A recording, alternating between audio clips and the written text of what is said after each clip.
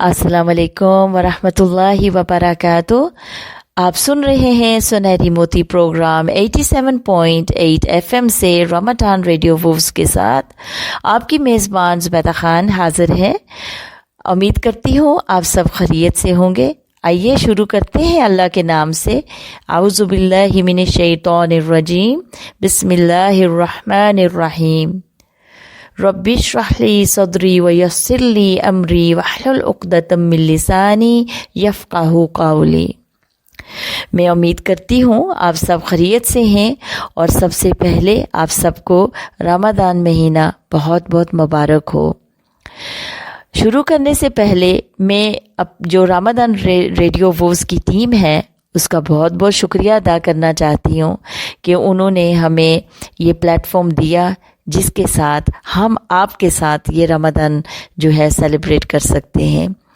اور اس بہت زیادہ اسپیشلی رفیع صاحب کا اور خالد صاحب کا یقین جانیے میرے پیارے بہن بھائیوں، بہت مشکل ہے کہ کوئی بھی کام کریں تو بہت مشکل ہوتا ہے، اور ریڈیو کو بھی چلانا کوئی آسان کام نہیں ہے۔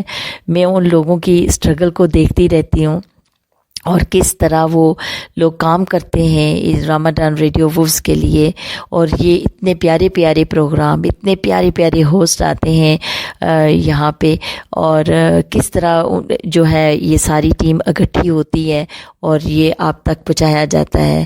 تو ان سب کے لیے ہم دعا کرتے ہیں اللہ تعالیٰ ان کے رزق میں، ان کے صحت میں، ان کے گھروں میں یونٹی کے، کیونکہ آج کل بہت بڑے مسئلے چل رہے ہیں یونٹی کے اوپر، اور اللہ تعالیٰ ان کے گھروں میں یونٹی، پیار، محبت، اور دنیا میں بھی عزت اور آخرت میں بھی کامیابی ان سب کو دے، اور اللہ تعالیٰ ہم سب کو یہ جو ہے نعمت اپنی بخشے۔ اب سنہری موتی پروگرام میں ہم کوشش کرتے ہیں کہ آپ کے لیے پیاری پیاری باتیں لے کے آئیں جن سے ہم سیکھیں، جن کے وجہ سے ہم بھی کچھ اچھے کام کریں، اور اگر کوئی بات ہمیں نہیں سمجھ میں آتی تو اس کو ہم صحیح کریں۔ ابھی میں کچھ دن پہلے جو ہے میں UK کا بھی آئی ہوں، آپ لوگوں کا بھی وہاں پہ دیکھ کے گئی ہوں، پھر پاکستان میں بھی کافی عرصہ میں نے ٹائم گزارا ہے، یہاں پہ بھی میں نے دیکھا ہے۔ تو دنیا کے حالات، دنیا جو ہے وہ بس پتہ نہیں کس طرف اس نے رخ کیا ہوا ہے، کس طرف جا رہی ہے۔ بہت مشکل وقت آنے والا ہے جو آگے آ رہا ہے، تو اگر ہمیں اپنے وقت کو اچھے طریقے سے گزارنا ہے جو زندگی کا ہے، تو وہ سب سے بہتر یہی طریقہ ہوگا کہ ہم ہمیشہ قرآن کے ساتھ جڑے رہیں، اللہ کی یاد میں رہیں، تاکہ ہمیں گائیڈنس ملتی رہے، اور کوئی بھی مشکل اور پریشانی آئے تو وہ ہمیں بھاری نہ لگے، وہ ہم اس کو ایک امتحان، تقدیر، غلطی اپنی سمجھ کے تو اس کو برداشت کر سکیں، کیونکہ آگے آنے والا وقت بہت مشکل آ رہا ہے۔ تو اللہ تعالیٰ ہم سب کو اپنی حفاظت میں رکھے۔ بات میں آج جو کرنا چاہتی ہوں، یہ جو ہیں اللہ تعالیٰ کے بہت حضرت محمد صلی اللہ علیہ وسلم کے یہ جو جن کی بات میں کرنا چاہتی ہوں، یہ حضرت محمد صلی اللہ علیہ وسلم کے بہت ہی پیارے ساتھی تھے۔ ان کا نام تھا حضرت عبد الرحمن بن عوف، جو ہیں عوف کے بیٹے تھے یہ، ٹھیک ہے۔ تو ان کا جو شمار بھی تھا، یہ بہت ہی اونچی جو شان والے صحابہ تھے ان سے تھا۔ تو کہتے ہیں کہ جو 10 بزرگوں میں سے یہ ایک ہیں جن کو رسول پاک صلی اللہ علیہ وسلم نے نام لے کر جنت کی خوشخبری دی تھی۔ آپ نے سنا ہوگا کہ جو 10 صحابہ ہیں ان کو جو عشرہ مبشرہ کے نام سے جو ہے بات کرتے ہیں جو بڑے بڑے علماء ہیں، تو ان کے حضرت عبد الرحمن جو تھے رضی اللہ عنہ، کہتے ہیں کہ دین کی خاطر جو ہے انہوں نے بہت سی مصیبتیں جو ہیں جھیلی ہیں، اور تمام جو عمر جو تھی اسلام کی خدمت میں جو ہے انہوں نے اپنی دی، اور اللہ تعالیٰ نے ان کو بے شمار کہتے ہیں کہ روپیہ پیسہ دیا تھا، لیکن وہ اپنا مال ہمیشہ جو ہے دل کھول کر اللہ کی راہ میں ہی خرچ کرتے تھے۔ وہ یہ جو ہیں یہ ان 6 بزرگوں میں شامل تھے جن کے بارے میں دوسرے جو خلیفہ راشد جو ہیں جیسے حضرت عمر فاروق رضی اللہ عنہ وہ انہوں نے وصیت کی تھی کہ میری وفات کے بعد مسلمان جو ہیں ان 6 میں سے کسی ایک خلیفہ کو بنائیں، اور جو دوسرے 5 تھے وہ تھے حضرت عثمان غنی رضی اللہ عنہ، حضرت علی المرتضیٰ رضی اللہ عنہ، حضرت طلحہ بن عبید اللہ رضی اللہ عنہ، اور حضرت زبیر بن عوام رضی اللہ عنہ، اور حضرت سعد بن ابی وقاص رضی اللہ عنہ، اور ان میں سے ایک حضرت عبد الرحمن بن عوف بھی تھے۔ تو انہوں نے وصیت یہ کی تھی کہ ان کو جو ہے اگر خلیفہ بنایا گیا تو ان کو بنائیے، کیونکہ یہ بہت ہی قابلیت والے ہیں اور بہت ہی سچے ہیں۔ تو اس طرح ان کے بارے میں جب اسٹڈی کر رہی تھی تو بہت ساری چیزیں مجھے ایسے فیل ہوا کہ ہم مسلمان جو ہیں جو ڈرفٹ ہوتے جا رہے ہیں، اپنے ٹریک سے اترتے جا رہے ہیں، ہم لوگ جو ہیں نہیں اس طرح فالو کر پا رہے۔ ہم چاہتے ہیں، ہم کہتے ہیں، سنتوں کے بارے میں بات کرتے ہیں، لیکن جب ہمیں اپنے اوپر اس کو کرنا پڑتا ہے امپلیمنٹ تو ہمیں مشکل لگنی شروع ہو جاتی ہے۔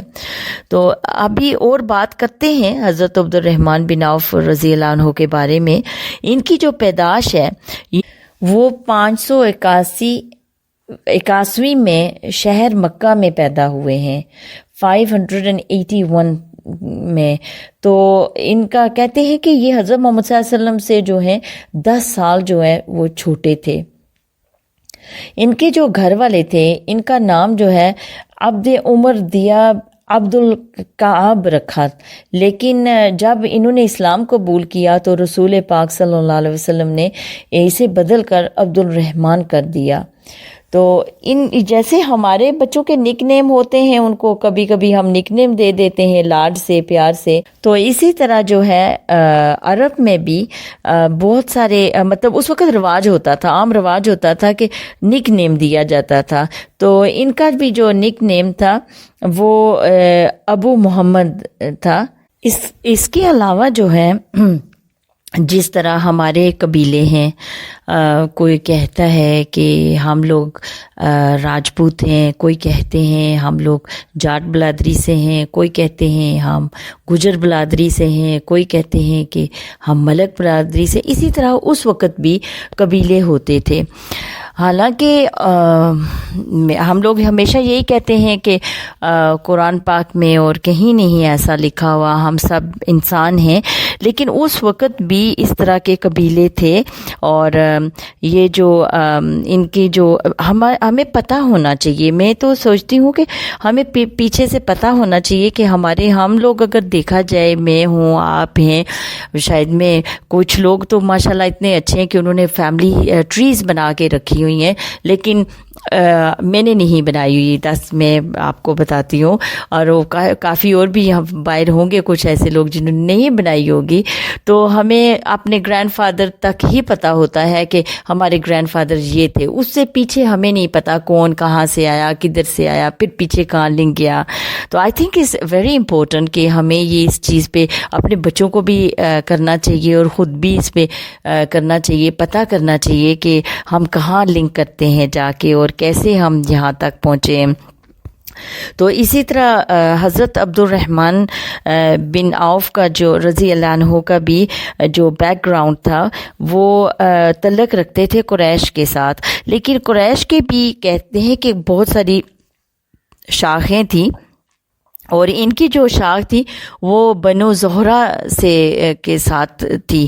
تو رسول پاک صلی اللہ علیہ وسلم کی جو والدہ بی بی آمنہ بھی جو ہیں اسی خاندان سے وہ تعلق رکھتی تھی۔ اور حضرت عبد الرحمن رضی اللہ عنہ کے جو والد عوف تھے، ان کو جو ہے کہتے ہیں کہ اسلام کا جو زمانہ ہے وہ نہیں پایا، ان کو نہیں مل سکا۔ اور جو ان کی والدہ تھیں ان کا نام جو تھا وہ شفا تھا، اور کہتے ہیں کہ جب حضرت محمد صلی اللہ علیہ وسلم کی پیدائش ہوئی تو یہ جو تھیں اس وقت دوسری عورتوں کے ساتھ اس وقت بی بی آمنہ کے پاس موجود تھیں. تو بعض جو ہیں وہ یہ بھی کہتے ہیں کہ یہ انہوں نے دایا کی خدمت کا انجام دیا تھا. تو 40 سال کے بعد جو ہے رسول پاک صلی اللہ علیہ وسلم نے اپنے نبی ہونے کا اعلان فرمایا، اور جب انہوں نے اعلان فرمایا تو لوگوں کو اللہ کے سچے دین اسلام کی طرف بلانا شروع کیا. تو جو ان کی والدہ تھیں انہوں نے اسلام کی دعوت کے پہلے جو 3 سالوں کے اندر جو ہے اسلام قبول کر لیا تھا. اس طرح یہ پھر نیک بندے جو تھے، یہ جو لوگ تھے، ان کو اسلام کی جب دعوت ملی تو یہ اسلام لائے، تو یہ نیک لوگوں میں شامل ہو گئے. جو حضرت عبد الرحمن رضی اللہ عنہ کی والدہ تھی، وہ ان نے جو ہے حضرت محمد رسول صلی اللہ علیہ وسلم کی بیعت بھی کی، اس کی بھی جو ہے ان کو عزت حاصل ہوئی. چلیے ابھی ہم کرتے ہیں کیا کہ ایک نشید کی طرف چلتے ہیں، اور اس کے بعد پھر آ کے مزید ان کے اوپر ہم ان کی لائف کو دیکھتے ہیں کہ انہوں نے اپنی لائف کس طرح دین کے لیے اور ہمارے نبی حضرت محمد صلی اللہ علیہ وسلم کے ساتھ گزاری. تو چلیے امید کرتی ہوں کہ آپ کو یہ نشید اچھی لگے گی، اور پلیز ضرور کامنٹس کیجئے گا اور ضرور اپنی رائے بھی دیجئے، اور کچھ شیئر بھی کرنا چاہتے ہیں تو وہ بھی شیئر کیجئے گا. اس نشید کے بعد پھر دوبارہ ملتے ہیں. السلام علیکم.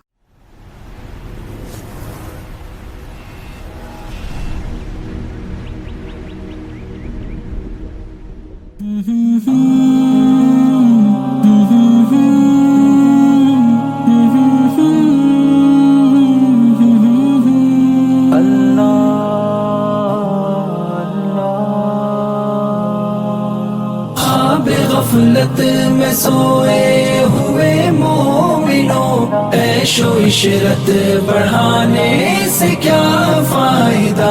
خواب غفلت میں سوئے ہوئے مومنوں، عیش و عشرت بڑھانے سے کیا فائدہ. اپنے رب کو جوانی میں بھولا ہے تو، اور طاقت کے بوتے پہ پھولا ہے تو. جب جوانی ڈھلے گی تو پچھتائے گا، پھر یوں رونے رلانے سے کیا فائدہ.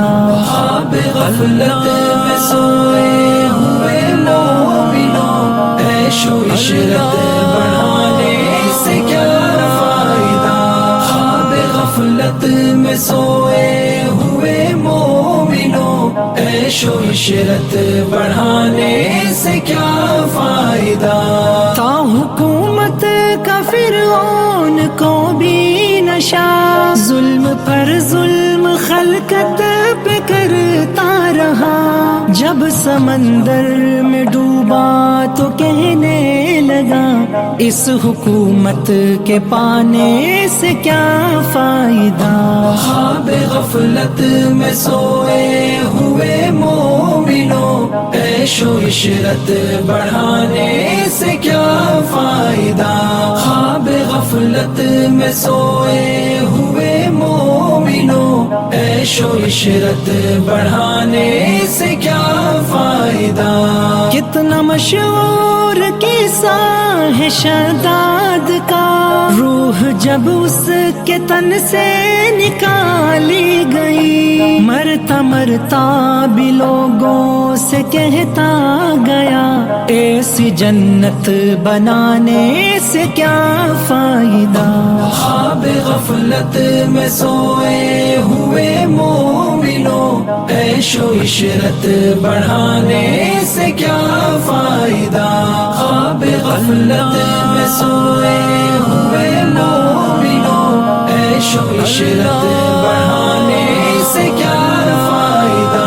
مالداری میں مشہور قارون تھا، وہ مخالف تھا موسیٰ و ہارون کا. جب زمین میں دسایا تو کہنے لگا، ایسے بے جا خزانے سے کیا فائدہ. خواب غفلت میں سوئے ہوئے مومنوں، عیش و عشرت بڑھانے سے کیا فائدہ، خواب غفلت میں سوئے ہوئے مومنوں، عیش و عشرت بڑھانے سے کیا فائدہ۔ قابل ذکر قصہ ہے نمرود کا، وہ بھی انکار کرتا تھا معبود کا، اس کا مغز ایک مچھر نے کھا کر کہا، یوں بڑائی جتانے سے کیا فائدہ، خواب غفلت میں سوئے ہوئے مومنوں، عیش و عشرت بڑھانے سے کیا فائدہ، خواب غفلت میں سوئے ہوئے مومنوں، عیش و عشرت بڑھانے سے کیا فائدہ۔ اپنی شہرت پہ انسان یوں نام چل، ایک دن آد پہنچے گے تجھ کو اجل، روح کو صاف کرنے کے اعمال کر، صرف ظاہر بنانے سے کیا فائدہ، خواب غفلت میں سوئے ہوئے مومنوں، عیش و عشرت بڑھانے سے کیا فائدہ، خواب غفلت میں سوئے ہوئے مومنوں، عیش و عشرت بڑھانے سے کیا فائدہ۔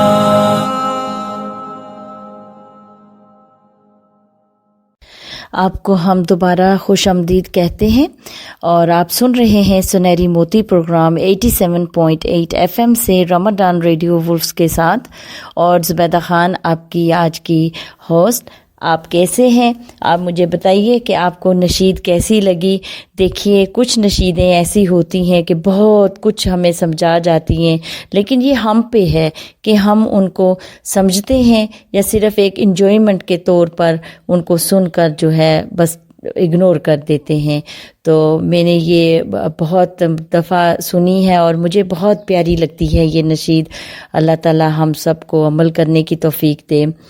چلیں آگے بڑھتے ہیں۔ ہم بات کر رہے تھے حضرت عبد الرحمن بن عوف رضی اللہ عنہ کی، تو ان کے بچپن کے بارے میں ہمیں جو معلوم ہے وہ بھی ہم آپ کے ساتھ شیئر کریں گے کہ یہ جو ہیں یہ بڑی ہی عزت والے خوشحال گھرانے سے انہوں نے پرورش پائی تھی، اور ان کے ماں باپ نے ان کو کی تعلیم اور تربیت پر خاص توجہ دی، جس کا نتیجہ یہ ہوا کہ وہ بڑے ہو کر ایک نیک، عقل مند اور بہادر نوجوان بنے۔ اب ہمیں بھی یہ دیکھنا ہے کہ جب ہم لوگ اپنے بچوں کو پڑھاتے ہیں، تربیت دیتے ہیں، تو اس میں کون سی چیزوں کے اوپر ہم زیادہ غور کرتے ہیں۔ کیا ہم ان کے سٹیٹس پہ غور کرتے ہیں کہ بڑی سے بڑی ڈگری ہو جائے میرے بچے کے پاس، باقی اس کے پاس بات کرنے کی تمیز نہ ہو، اس کو بڑے چھوٹے کا فرق نہ پتہ ہو، اس کو اخلاق اس کے اندر نہ ہو، اس کو اپنے جو ریلیٹیوز ہیں ان کے ساتھ ملنا ملانا نہیں آتا ہو؟ کیا ہم ان چیزوں کے اوپر فکر کرتے ہیں؟ کیا وہ ایسے ہم اپنے بچوں کو بناتے ہیں کہ وہ چھوٹی سی بات پہ ڈر جائیں یا کوئی غلط کام کریں تو وہ بہادری سمجھیں اس کو؟ کیا ہم ان چیزوں کے اوپر بھی غور و فکر کرتے ہیں؟ بہت ساری چیزیں ہیں جس میں جب ہم اپنے بچوں کی پرورش کر رہے ہوتے ہیں تو ہمیں ان کے اوپر نظر رکھنی پڑتی ہے۔ تو اس لیے جو ہے ابھی یہاں سے ہی ہمیں کیا سیکھنے کو ملا ان کی لائف سے کہ جب یہ جوان ہوئے، یہ بڑے ہوئے، تو یہ نیک، عقل مند اور بہادر۔ میرا پاکستان میں رہنا ہوا تو میں نے یہاں پہ دیکھا ہے کہ ایک جو بچہ ہے وہ وکیل بنا تو اس کے پاس کچھ کیسز ایسے آئے اور اس نے بڑی بے انصافی کے ساتھ ان کے ساتھ ڈیل کیا، کیسوں کے ساتھ جھوٹ کے اس پہ رکھ کے، اور جو وہ غریب تھا جس کا کیس تھا اور اس کو پراپر سزا دلوائی۔ تو میں حیران ہوئی اور میں نے دیکھا کہ میں نے اس کے والدین سے بھی بات کی، میں نے کہا آپ نے اپنے بیٹے کو ایک وکیل بنایا ہے، آپ کیا سوچتے ہو کہ جب یہ آپ یہاں اس دنیا سے چلے جائیں گے اور پیچھے سے یہ درود ختم جو آپ کے کرے گا، کیا وہ آپ کو لگیں گے؟ کہ ایک انسان بات بات پہ جھوٹ بولتا ہے اور ایک بندے کو سزا دلوانے کے لیے اور اپنے ایمان کو جو ہے وہ خراب کر رہا ہے. تو اس لیے جو ہم اپنے بچوں کو تعلیم دیتے ہیں اور اس کو آگے جا کے وہ کیسے یوز کریں گے، یہ جو لیسن ہیں ہم ان لوگوں کی لائف سے سیکھ سکتے ہیں. ابھی ہم بریک کی طرف بھی جا رہے ہیں، تو بریک بھی آنے والی ہے، تو میں چاہوں گی کہ ہم ان چیزوں کے اوپر غور و فکر کریں، اور یہ جو ہم اپنے بچوں کو ایجوکیشن دے رہے ہیں اور یہ ایجوکیشن ان کو کس طرف لے کے جائے گی، ان کے لیے کیا دنیا بھی سنوارے گی اور آخرت بھی سنوارے گی. تو مجھے پتہ ہے ماں باپ بہت محنت کرتے ہیں. چلے بریک کے بعد ملتے ہیں. السلام علیکم. السلام علیکم ورحمۃ اللہ وبرکاتہ. ویلکم بیک کہتے ہیں آپ کو. امید کرتی ہوں کہ آپ کو یہ پروگرام پسند آ رہا ہے اور آپ اپنے کامنٹس بھی دے سکتے ہیں. یہ پروگرام سنہری موتی آپ سن رہے ہیں 87.8 FM سے زبیدہ خان کے ساتھ. بات ہم کر رہے تھے حضرت عبد الرحمن رضی اللہ عنہ کی، اور ان کے بچپن کے حوالے سے بات ہوئی تھی. ہم دیکھتے ہیں کہ وہ جب اسلام لائے تو کس طرح وہ اسلام کے اندر انہوں نے کون کون سے کام کیے، اور کس طرح وہ ہمارے نبی حضرت محمد رسول صلی اللہ علیہ وسلم کے ساتھ کھڑے ہوئے. حضرت عبد الرحمن رضی اللہ عنہ کی جو عمر تھی تقریباً 30 برس کی تھی، تو رسول پاک صلی اللہ علیہ وسلم نے اپنے نبی ہونے کا جب اعلان فرمایا اور لوگوں کو اسلام کی دعوت دینی شروع کی، تو حضرت محمد رسول صلی اللہ علیہ وسلم کی دعوت جو ہے حضرت ابو بکر صدیق رضی اللہ عنہ کے ذریعے حضرت عبد الرحمن رضی اللہ عنہ تک پہنچی. حضرت ابو بکر صدیق رضی اللہ عنہ نے حضور صلی اللہ علیہ وسلم کی دعوت جو تھی وہ فوراً ہی قبول کر لی تھی، اور پھر قریش کے دوسرے لوگوں کو بھی اسلام کی طرف بلانا شروع کر دیا تھا. ان کی جو تبلیغ سے جو ہے قریش کے جو بھی بڑے بڑے لوگ تھے انہوں نے اسلام جو ہے وہ قبول کر لیا، اور حضرت عبد الرحمن رضی اللہ عنہ جو تھے یہ بھی ان میں شامل تھے. کہتے ہیں کہ اسلام لانے والے جو تھے وہ نیک لوگوں میں سے ان کا 13واں نمبر تھا. اسی زمانے میں ان کی والدہ جو حضرت عائشہ بنت عوف جو تھی وہ بھی اسلام قبول لائیں. انہوں نے بھی اسلام جو ہے فوراً ہی قبول کر لیا تھا. نبوت کے چوتھے سال جو ہے حضرت محمد رسول صلی اللہ علیہ وسلم نے لوگوں کو کھلے عام اسلام کی طرف بلانا شروع کیا. تو مکہ میں جو نہ ماننے والے لوگ تھے، ان کی بات نہیں مان رہے تھے، انہوں نے آپ صلی اللہ علیہ وسلم پر اور ایمان لانے والے جو لوگ تھے ان پر سخت دشمنی جو ہے کرنی شروع کر دی. جس شخص کے بارے میں ان کو معلوم ہو جاتا کہ اس نے اسلام قبول کر لیا ہے تو اس پر طرح طرح کے یہ ظلم ڈھاتے. جب ان کو حضرت عبد الرحمن رضی اللہ عنہ کے بارے میں بھی پتہ چلا کہ یہ جو ہے اسلام لائے ہیں، تو ان کو بھی بری طرح انہوں نے ستانا شروع کر دیا، ان پر سختیاں کرنی شروع کر دی. یہ جو تھے یہ بہت ہی بڑے حوصلے اور صبر کے ساتھ ہر طرح کی سختیاں جھیلتے رہے، یہاں تک کہ نبوت کے 5ویں سال رسول پاک صلی اللہ علیہ وسلم نے جتنے بھی مظلوم مسلمان تھے ان کو کہا کہ اچھا ہو کہ تم لوگ یہاں سے نکل کر حبش چلے جاؤ. وہاں ایک ایسا بادشاہ ہے جو کسی پر ظلم نہیں ہونے دیتا. اس کا ملک بھلائی کا ملک ہے. جب تک اللہ تمہاری اس مصیبت کو دور کرنے کا کوئی سامان پیدا نہیں کرتا تم لوگ حبش میں ٹھہرو. آج کل جو ہے یہ جس کو حبش کا ملک کہا گیا تھا اس کو ایتھوپیا کے نام سے جانا جاتا ہے. کہتے ہیں کہ اس کا جو بادشاہ تھا وہ عیسائی تھا لیکن بڑا ہی نیک دل اور انصاف پسند تھا. رسول پاک صلی اللہ علیہ وسلم نے مسلمانوں کو حبش جانے کا مشورہ دیا تو مکہ سے 16-17 مسلمان جو ہیں ہجرت کر کے حبش چلے گئے، اور ان میں 11-12 مرد اور باقی عورتیں تھیں. اور مردوں میں جو ہے حضرت عبد الرحمن بن عوف رضی اللہ عنہ بھی تھے۔ انہوں نے اپنے جو بال بچوں کو اللہ کے بھروسے پر مکہ ہی چھوڑ دیا تھا اور خود جو ہے دین بچانے کی خاطر وہ ایتھوپیا چلے گئے۔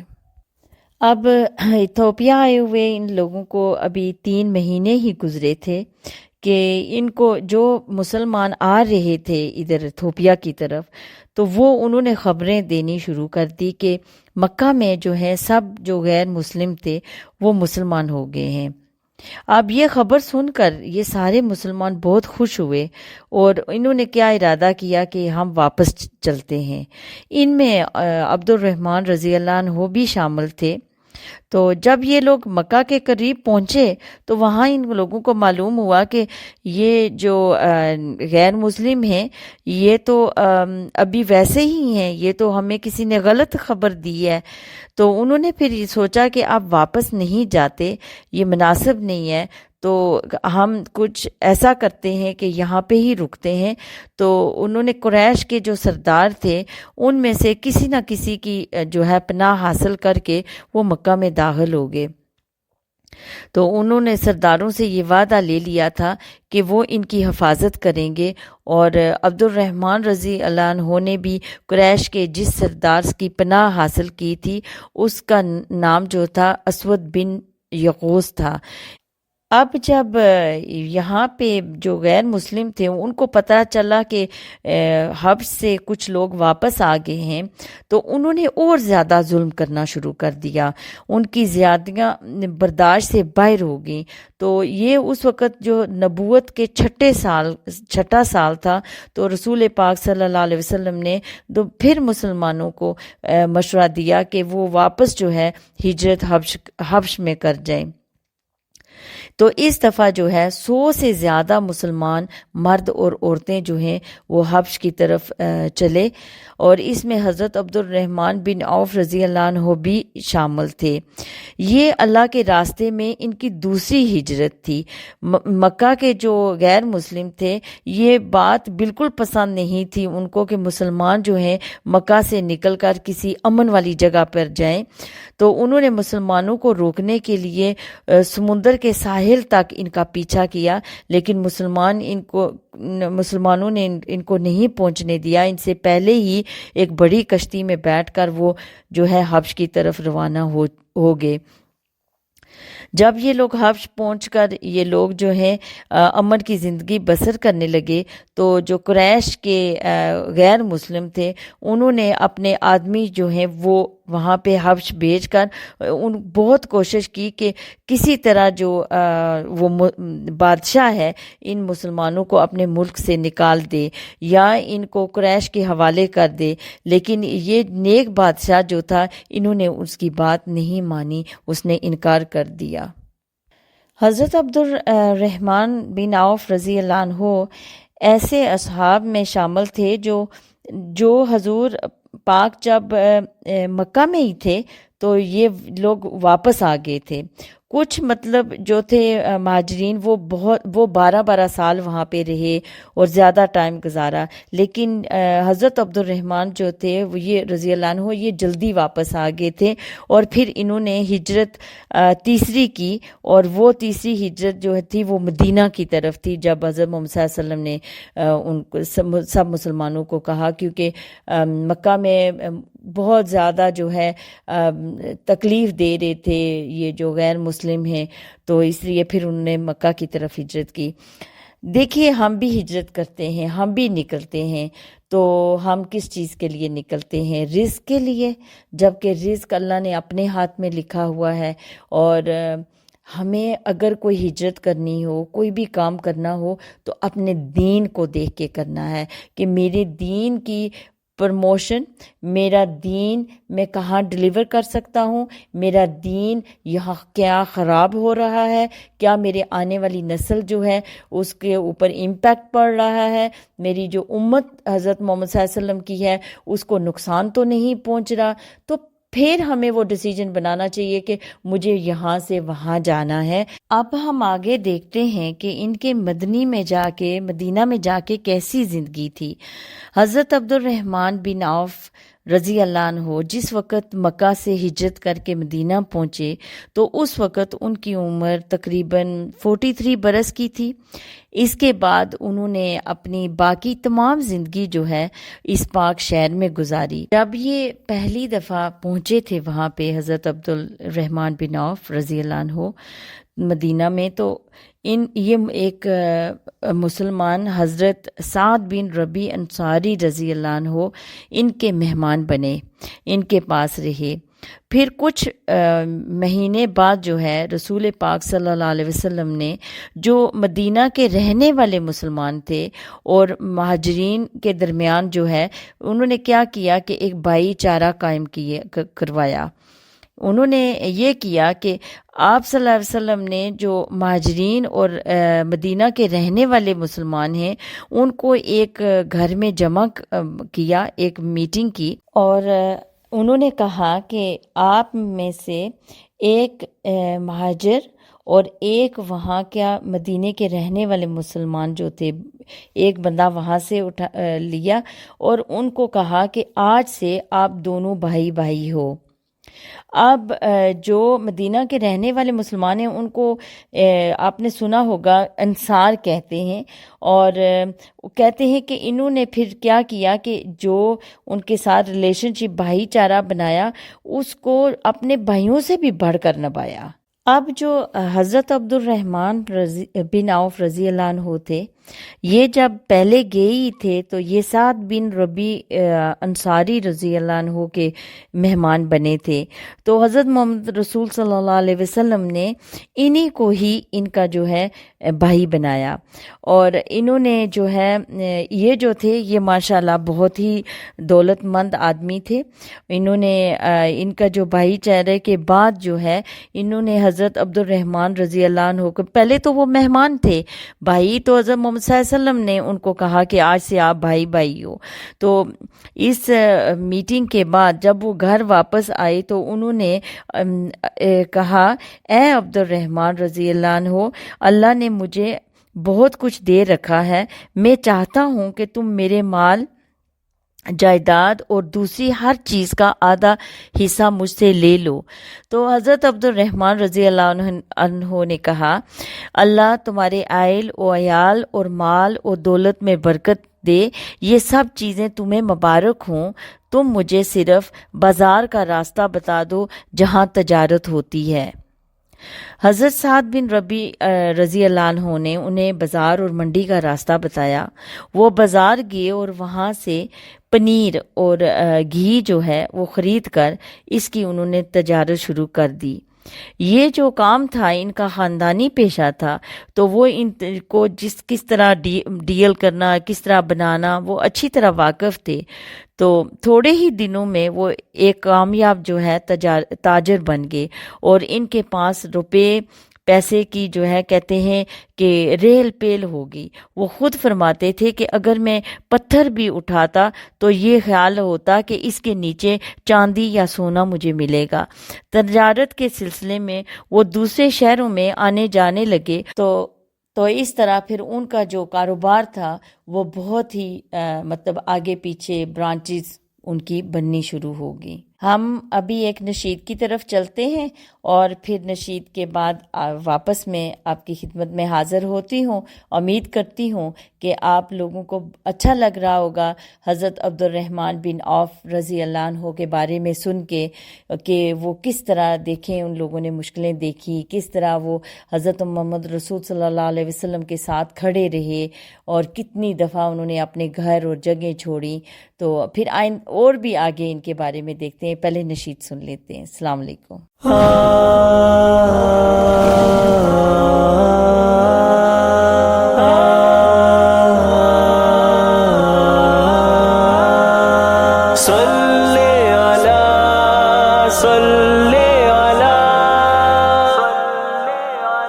ابھرتا دین دیکھا تو کفر سر جوڑ بیٹھا ہے، مقام دار ندوہ کی طرف رخ موڑ بیٹھا ہے۔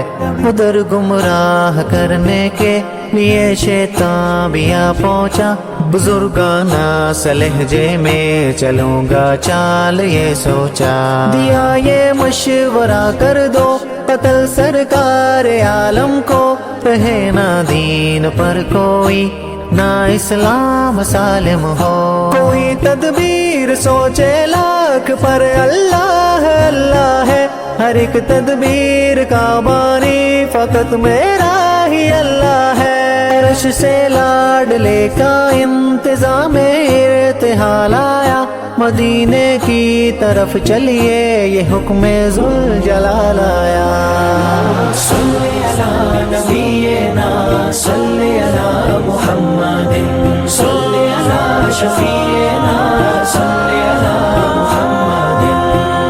شب ہجرت علی بے خوف بستر پر رہے نائم، شجاعت کی یہیں سے تو روایت ہو گئی قائم، نکل کر اپنے گھر سے آپ نے مٹی اٹھائی تھی، ہر ایک دشمن کی آنکھوں تک خدا نے پہنچائی تھی، بچا کر اپنے پیارے کو خدا محفوظ لایا ہے، کیا رخ یار نے ایک یار کو جا کر جگایا ہے، وہ منظر کس قدر صدیق کی آنکھوں کو بھایا تھا، کمر پر اپنے آقا کو چڑھائی میں اٹھایا تھا، ٹھہر جاؤ کہا صدیق نے میں غار جاؤں گا، سبب ایزار ثانی کا میں اندر سے ہٹاؤں گا، صلی علی نبینا صلی علی محمد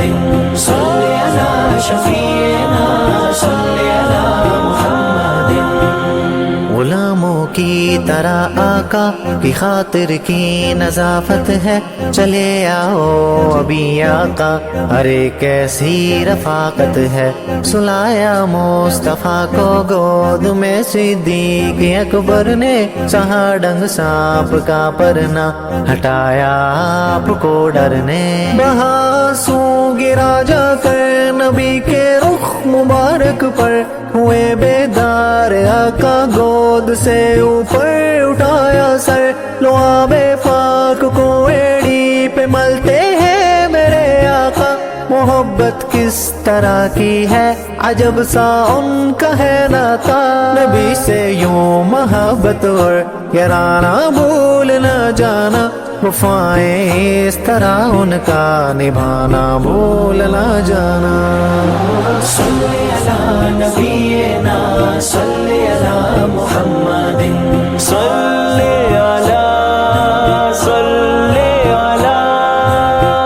کسی کا ہو اگر صدیق تو صدیق جیسا ہو، کسی کا یار ہو کوئی تو جارے غار جیسا ہو، ادھر دشمن نبی کو ہر طرف ڈھونڈے وہاں آئے، بنے کچھ جال مکڑی کے کبوتر گھونسلے پائے، جسارت کر سکے نہ غار کے اندر کو جانے کی، ہے کیا تدبیر اللہ کی پیغمبر کو بچانے کی، بعد از 3 دن نکلے سفر آگے بڑھانے کو، لیے رہبر چلے یثرب کی جانب دی پلانے کو، ادھر کفار نے اعلان کیا جو دے پتا ان کا، وہی سردار اپنا ہے جمل سو ہے انعام اس کا، سراقہ نے جو دیکھا تو کہا کیوں کر نہ جاؤں میں،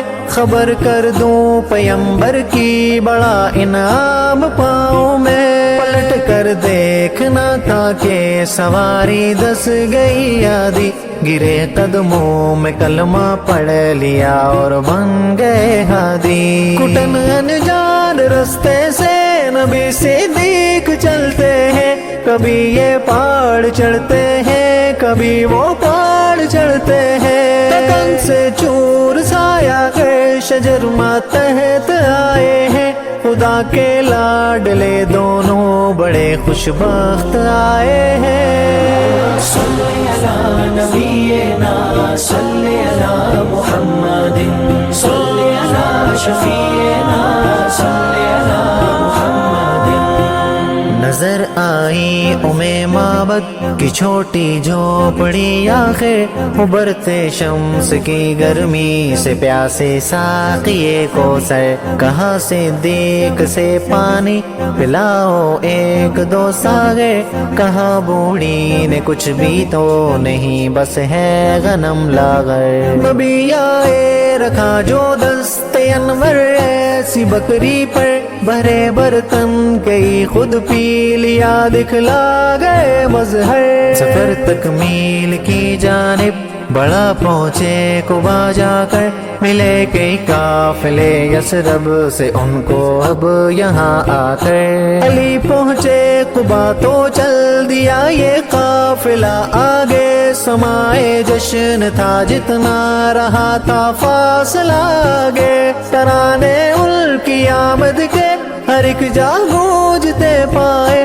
گھروں سے بیت خانوں سے سبھی باہر نکل آئے ابو ایوب انصاری کے گھر پر ٹھہر جاتے ہیں یہیں پر لوگ ان کی دید کو آتے ہیں جاتے ہیں اسی گھر سے دوبارہ دین کی پھر سے ہے ابتدا یہیں پر سفر ہجرت کی ہوئی ہے یار انتہا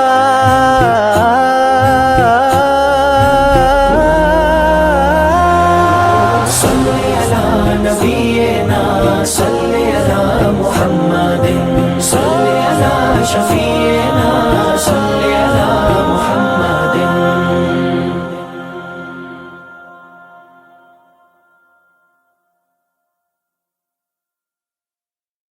ماشاء اللہ بہت ہی پیاری نشید ظہیر عثمانی سے، اور پوری اس نشید میں انہوں نے ہمیں حضرت محمد رسول صلی اللہ علیہ وسلم کی ایک وہ یاد کروا دی کہ وہ کس کس مشکلوں سے گزرے اور کس طرح کیا ہوا. بہت پیاری. آپ یہ پروگرام جو ہیں وہ سن رہے ہیں 87.8 FM سے زبیدہ خان کے ساتھ سنہری موتی، اور رمضان ریڈیو ووز کا بہت بہت شکریہ ادا کرتے ہیں. اللہ تعالیٰ ان کو بہت ریوارڈ دے اس چیز کا جنہوں نے ہمیں آپ کے ساتھ جوڑا ہوا ہے، اور ہمیں بھی بڑی خوشی ہوتی ہے کہ ہم آئیں اور آپ کو کے ساتھ رمضان جو ہے وہ شیئر کریں. اب کچھ لفظ ایسے ہوتے ہیں جن کو ہمیں اجازت نہیں ہوتی ہے کہ اوپنلی ان کو ایئر پہ بولا جائے، لیکن اسٹرائف کے اوپر آپ کو پتہ ہے کہ ہم جب بات کرتے ہیں تو سمجھ نہیں آتی کچھ لوگوں کو، اور اسپیشلی غیر مسلم کو تو بالکل بھی نہیں سمجھ آتی کہ اس کا مطلب کیا ہے. جیسے کہ اگر مال کو ہم کہتے ہیں کہ ہم اسٹرائیو کر رہے ہیں، تو کہ وہ اس کا کیا مطلب، کیسے اس کے ساتھ اسٹرائیو کر رہے ہیں؟ وہ اللہ کے راستے میں اپنا مال دل کھول کر ہمیں خرچ کرنا چاہیے. اور جب ہم اپنی زبان کے ساتھ اسٹرائیو کرتے ہیں تو اس کا مطلب کیا ہے کہ لوگوں کو برائیوں سے روکا جائے، بے دینوں کو دین کی طرف بلایا جائے، اور غیر مسلم کو اسلام کی دعوت دی جائے. اس مقصد کے لیے جب ہم اپنا وہ کریں گے، کام کریں گے زبان کے ساتھ، تو اس مقصد کے لیے ہمیں سفر بھی اگر کرنا پڑے یا کسی تکلیف کا سامنا کرنا پڑے تو اس کو خوشی سے ہمیں برداشت کرنا چاہیے. حضرت عبد الرحمن بن عوف رضی اللہ عنہ نے ہر طرح کی اسٹرائیو میں حصہ لیا. اللہ کے راستے میں اپنا وطن چھوڑا، اپنا مال اللہ کی راہ میں انہوں نے ایسے خرچ کیا کہ انہوں نے پیچھے مڑ کے نہیں دیکھا کہ میرا کیا ہوگا، کیونکہ رزق تو اللہ نے لکھا ہوا ہے. اور اللہ قرآن پاک میں بھی کہتے ہیں کہ کون ہے جو مجھے قرض حسنہ دے گا. اس کے علاوہ انہوں نے اللہ کے رسول صلی اللہ علیہ وسلم کے دشمنوں کے خلاف اپنی جان کی بازی بھی لگائی. رسول پاک صلی اللہ علیہ وسلم کو غیر مسلم کے خلاف جتنی بھی بڑی بڑی لڑائیاں پیش آئیں، حضرت عبد الرحمن بن عوف رضی اللہ عنہ ان کے ساتھ شریک رہے اور جان ہتھیلی پر رکھ کر وہ لڑتے رہے. ان لڑائیوں کا جو ہے ہم تھوڑا سا میں آپ کو آگے چل کے اور تھوڑا سا شیئر کروں گی، لیکن ہم کوشش کریں گے کہ ہماری جو سسٹر سائمہ ہیں وہ بھی ہمیں جوائن کریں اور ان کے بارے میں یا اس کے اوپر تھوڑا سا ہمیں ڈے ٹو ڈے لائف کے ساتھ جو ریلیٹڈ ہیں یہ باتیں، ہمیں تھوڑا سا ان کے اوپر بھی سبق دیں. وہ بھی ماشاءاللہ بہت اچھی ایک ٹیچر ہیں یہاں پہ UK میں، اور میں چاہوں گی کہ وہ ہمیں ضرور آئیں اور اپنا نالج جو ہے وہ شیئر کریں، ان کو بھی لے کے آئیں گے. تو ابھی میرا جو وقت ہے وہ بریک کی طرف جا رہا ہے، تو میں آپ سب سے یہی ریکویسٹ کروں گی کہ ضرور اپنی جو کامنٹس ہیں ہمارے ساتھ شیئر کیجئے گا، اور بریک کے بعد انشاءاللہ میں آپ لوگوں کی خدمت میں دوبارہ حاضر ہوں گی، اور میں پوری کوشش کرتی ہوں کہ ہم سسٹر سائمہ کو ساتھ لے کے آئیں. جزاک اللہ خیر. السلام علیکم ورحمۃ اللہ وبرکاتہ. السلام علیکم ورحمۃ اللہ وبرکاتہ. دوبارہ ہم ویلکم بیک کہتے ہیں آپ کو. آپ سن رہے ہیں سنہری موتی پروگرام 87.8 FM سے زبیدہ خان کے ساتھ. امید کرتی ہوں آپ لوگ یہ پروگرام جو ہے انجوائے کر رہے ہیں، اور میں آپ کا بہت بہت شکریہ ادا کرتی ہوں کہ آپ نے مجھے موقع دیا کہ میں آپ کے ساتھ رمضان جو ہے وہ منا سکوں. اب دیکھیں کہ حضرت عبد الرحمن بن عوف رضی اللہ عنہ نے کتنی جنگوں میں حصہ لیا اور کیسی کیسی انہوں نے مشکلیں بھی سہیں. کہتے ہیں کہ دومت الجندل، شاید میں اس کو پرناؤنس صحیح نہیں کر رہی، دومت الجندل کی جیسے کہتے ہیں، یہ شمالی عرب کا ایک سرحدی قصبہ ہے. مدینہ جو ہے اس کے 100 میل کے فاصلے پر ہے.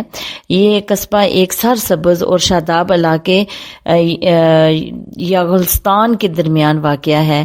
ہجرت کے 6 سال رسول پاک صلی اللہ علیہ وسلم کو اطلاع ملی کہ اس جگہ میں جو آباد عربوں کا قبیلہ ہے بنو قلب، مدینہ سے شام جانے والے تجارتی جو ہیں تجارتی قافلوں کے لیے یہ خطرہ بن گیا ہے، کیونکہ مدینہ سے شام جانے والا تجارتی راستہ دومت الجندل کے قریب سے گزرنا ہوتا تھا. شام کا ملک جو ہے دومت الجندل کے بالکل قریب تھا. اس زمانے میں اس پر روم کے جو عیسائی بادشاہ کی حکومت تھی، اور وہاں کے لوگ بھی جو تھے وہ عیسائی تھے. ان لوگوں سے میل جول کی وجہ سے دومت الجندل کے لوگ بھی عیسائی ہو گئے تھے.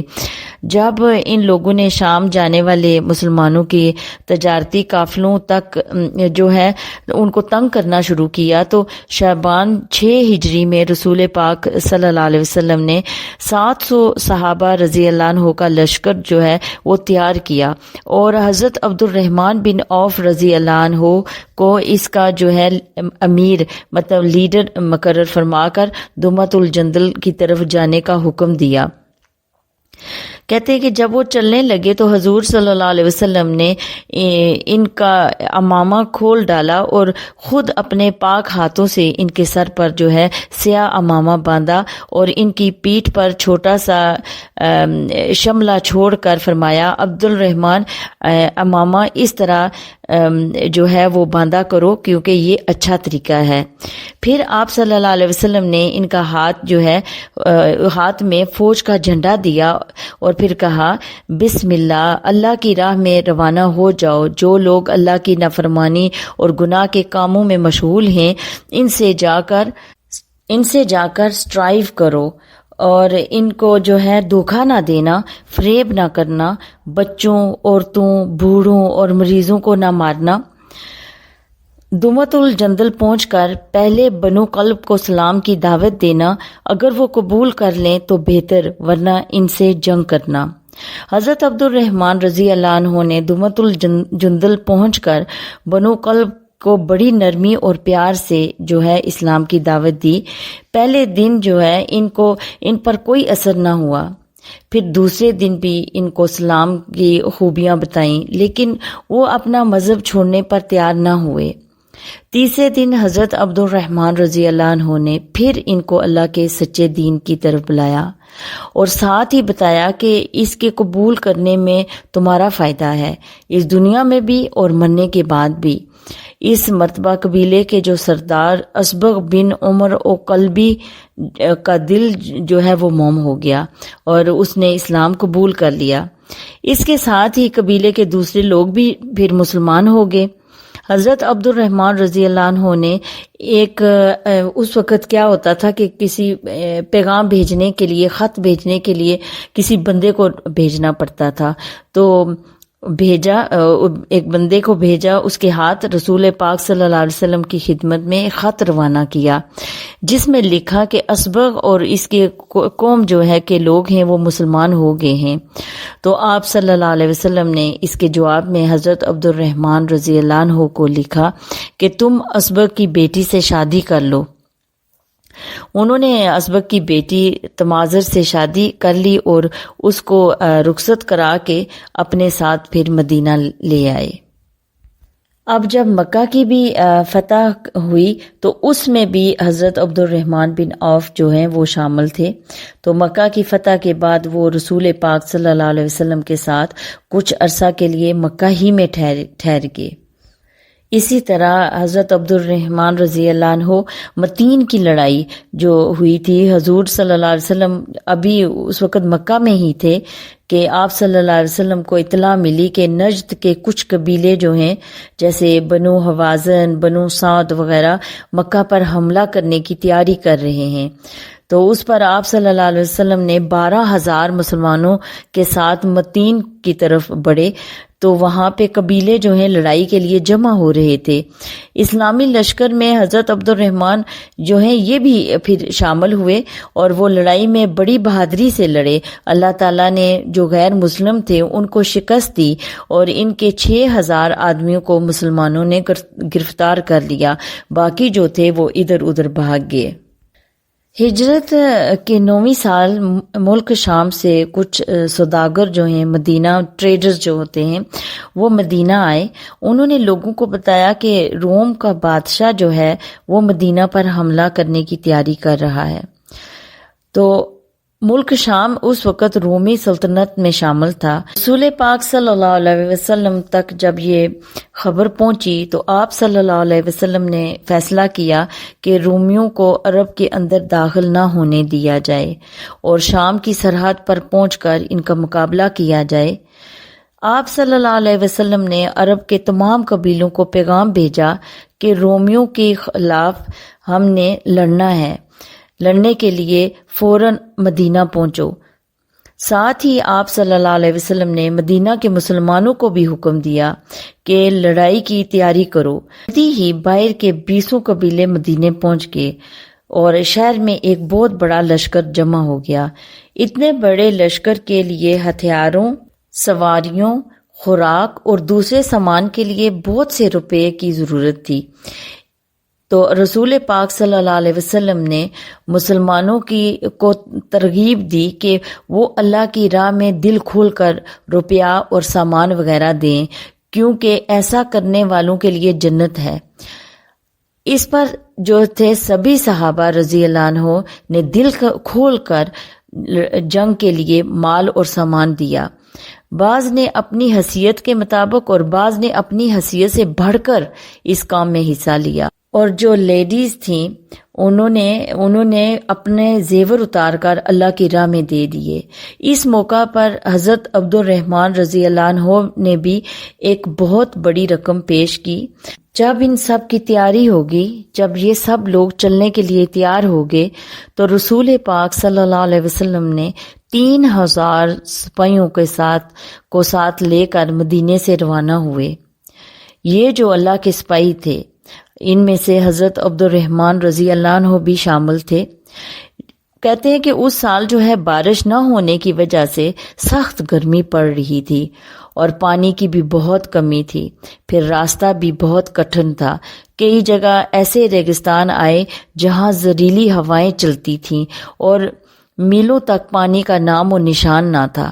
رسول پاک صلی اللہ علیہ وسلم اور آپ کے جو پیارے ساتھی طرح طرح کی مصیبتیں جھیلتے تبوک پہنچے، جو مدینہ سے 686 کلومیٹر دور ملک شام کے قریب ہے۔ مسلمانوں کے مقابلے میں رومیوں کی کوئی فوج نہ آئی، اس لیے حضور صلی اللہ علیہ وسلم تبوک میں چند دن ٹھہرنے کے بعد واپس مدینہ آ گئے۔ تبوک کے سفر کے دوران ایک ایسا واقعہ پیش آیا جس نے حضرت عبد الرحمن رضی اللہ عنہ کے رتبے اور شان کو اور بڑھا دیا۔ وہ واقعہ یہ تھا کہ راستے میں ایک جگہ لشکر نے پڑاؤ ڈالا۔ صبح کے وقت فجر کی نماز سے پہلے رسول پاک صلی اللہ علیہ وسلم قضائے حاجت کے لیے لشکر سے باہر تشریف لے گئے۔ آپ صلی اللہ علیہ وسلم کو واپس آنے میں کچھ دیر ہو گئی تو لوگوں نے حضرت عبد الرحمن بن عوف رضی اللہ عنہ کو امام بنا لیا اور نماز شروع کر دی۔ جب آپ صلی اللہ علیہ وسلم وضو کر کے واپس تشریف لائے تو حضرت مغیرہ بن شعب رضی اللہ عنہ آپ صلی اللہ علیہ وسلم کے ساتھ تھے۔ انہوں نے ارادہ کیا کہ حضرت عبد الرحمن رضی اللہ عنہ کو پیچھے ہٹا دیں، لیکن حضور صلی اللہ علیہ وسلم نے فرمایا رہنے دو۔ پھر آپ صلی اللہ علیہ وسلم نے حضرت عبد الرحمن رضی اللہ عنہ کے پیچھے ایک رکعت پڑھی۔ جب حضرت عبد الرحمن رضی اللہ عنہ نے سلام پھیرا تو حضور پاک اپنی نماز پوری کرنے کے لیے کھڑے ہو گئے۔ یہ دیکھ کر مسلمانوں نے بار بار سبحان اللہ کہنا شروع کر دیا۔ جب آپ صلی اللہ علیہ وسلم نے دوسری رکعت پڑھ لی اور اس طرح اپنی نماز پوری کر لی تو فرمایا تم نے خوب کیا ٹھیک کیا، مطلب یہ کہ تم لوگوں نے اچھا کیا کہ نماز وقت پر پڑھ لی۔ ابھی ہم چلتے ہیں ایک نشید کی طرف، تو واپس آ کے پھر آگے مزید بات کرتے ہیں۔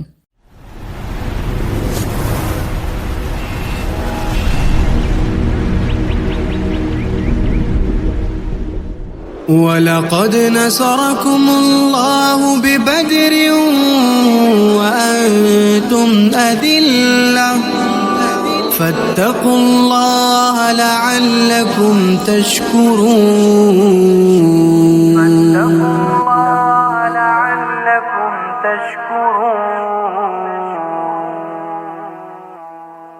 تمہیں بھی آؤ 1400 برس پیچھے میں لے جاؤں، تمہیں قلت کو میں کثرت پہ غالب آتا دکھلاؤں۔ یہ رمضان کی تاریخ 17 دن تھا جمعے کا، کیا نظار سب نے رب کی نصرت کے اترنے کا۔ سنے ہجری تھا دو ہر سمت گرمی کا بسیرا تھا، مقام بدر پر اس دن عجب کچھ ہونے والا تھا۔ سر سجدے میں اور آنکھوں سے جاری اشک تھے بے ہم، خدا کے روبرو محلے دعا تھے رحمت عالم۔ الف انفاس کا لشکر لیے اس سمت شیطان تھا، ادھر 313 کے رہبر جن کا رحمہ تھا۔ صحابہ کے دلوں میں حق پہ مر مٹنے کا جذبہ تھا، کہاں آسان ورنہ اس تہے دستی میں لڑنا تھا۔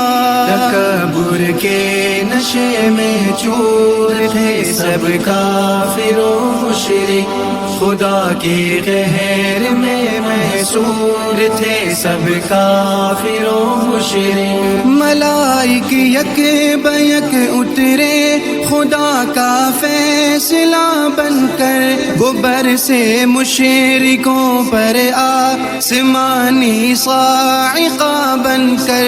بلند ایمان والوں کا بالآخر ہو گیا پرچم، پلٹ کے رکھ دکھایا جنگ کی اللہ نے یکدم۔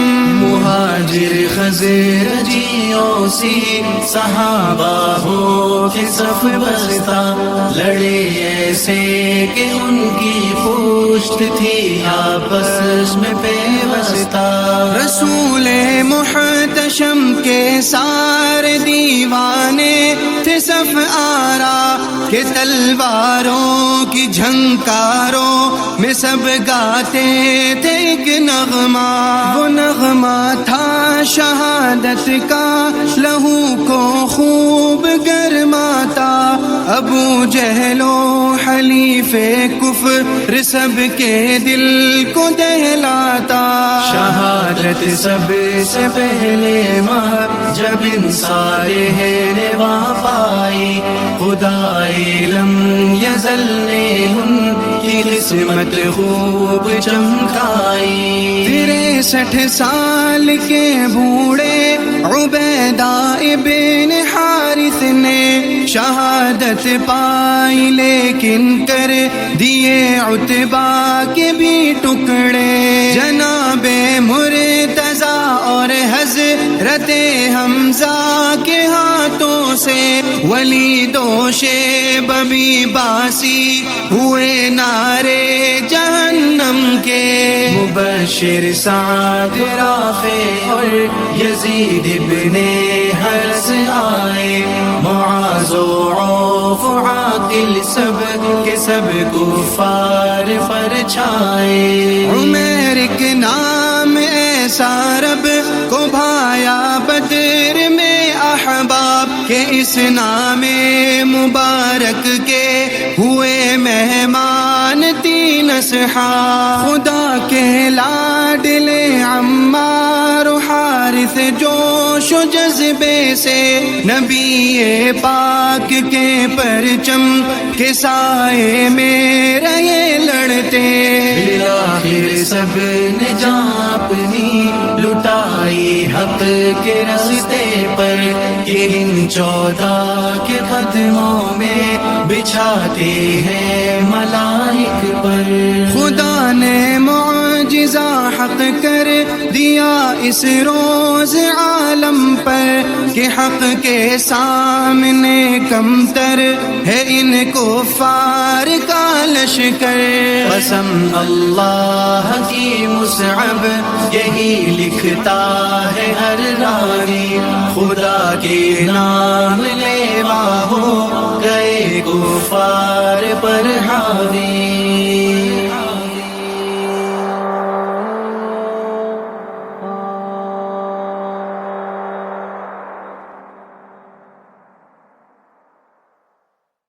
السلام علیکم، آپ سن رہے ہیں سنہری موتی پروگرامز پیدا خان کے ساتھ 87.8 FM سے رمضان ریڈیو وولز پہ۔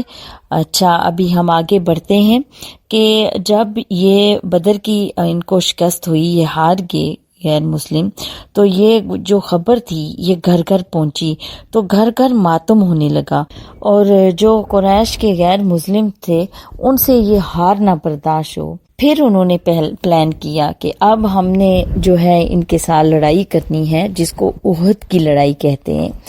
تو انہوں نے کیا کیا کہ اگلے سال جو ہے شوال کے مہینے میں انہوں نے اپنے 3000 کا لشکر لے کر وہ گئے اور مدینے پر جو ہے چڑھائی کر دی۔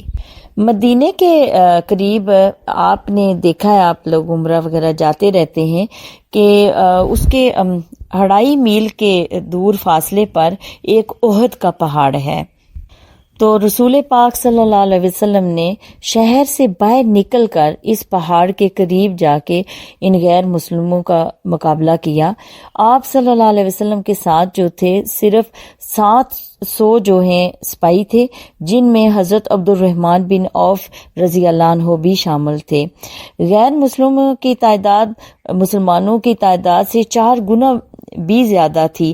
پھر ان کے پاس ہتھیار اور اونٹ، گھوڑے وغیرہ یہ بھی بہت زیادہ تھے، لیکن مسلمان تو اللہ کے ہی سپاہی تھے۔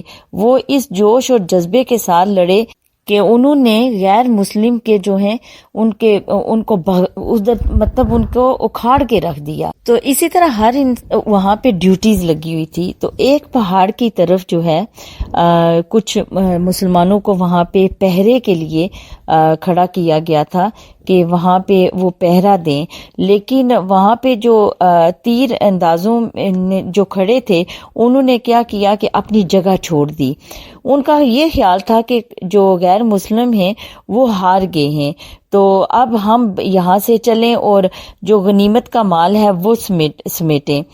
ان کے افسر نے وہ جہاں پہ وہ مین لیڈر تھا ان کا، انہوں نے ان کو بہت روکا کہ اپنی جگہ نہ چھوڑے، لیکن انہوں نے نہیں سنی. پھر اس نتیجہ پر کیا ہوا کہ جو غیر مسلم تھے انہوں نے مسلمانوں کو پیچھے سے آ کر حملہ کر دیا. اس سے مسلمانوں میں افراتفری پھیل گئی اور وہ ادھر ادھر بکھر گئے. لیکن رسول پاک صلی اللہ علیہ وسلم اپنے چند جو ان کے ساتھ سپاہی تھے ان کے ساتھ لڑائی کے میدان میں جم کر کھڑے رہے. یہ جو سپاہی تھے ان میں سے حضرت عبد الرحمن بن عوف رضی اللہ عنہ بھی شامل تھے.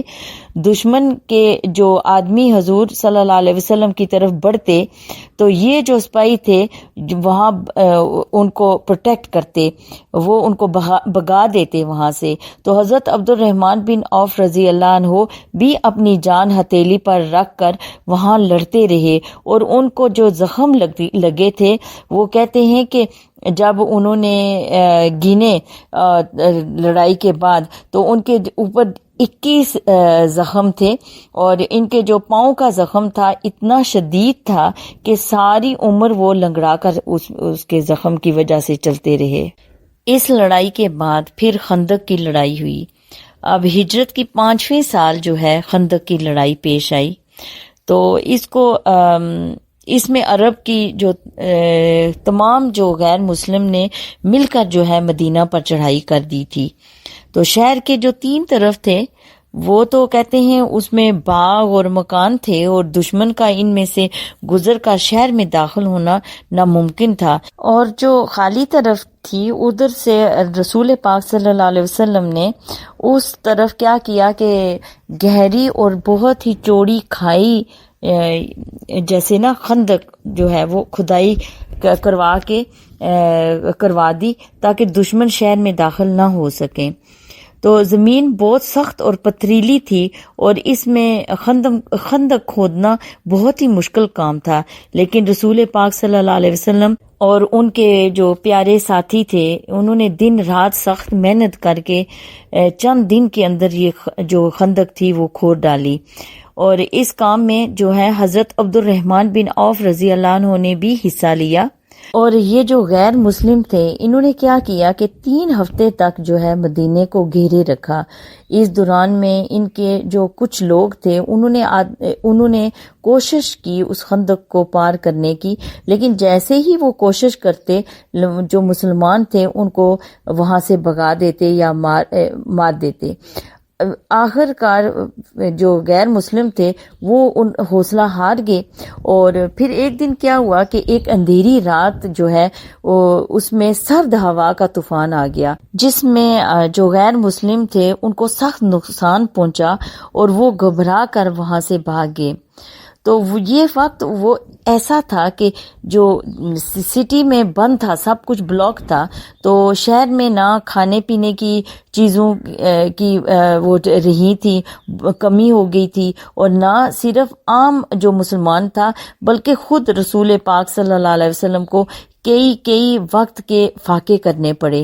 اور حضرت عبد الرحمن رضی اللہ عنہ دوسرے مسلمانوں کے ساتھ ہر قسم کی سختیاں بڑے حوصلے کے ساتھ وہ برداشت کرتے رہے اور غیر مسلموں کا مقابلہ بھی کرتے رہے.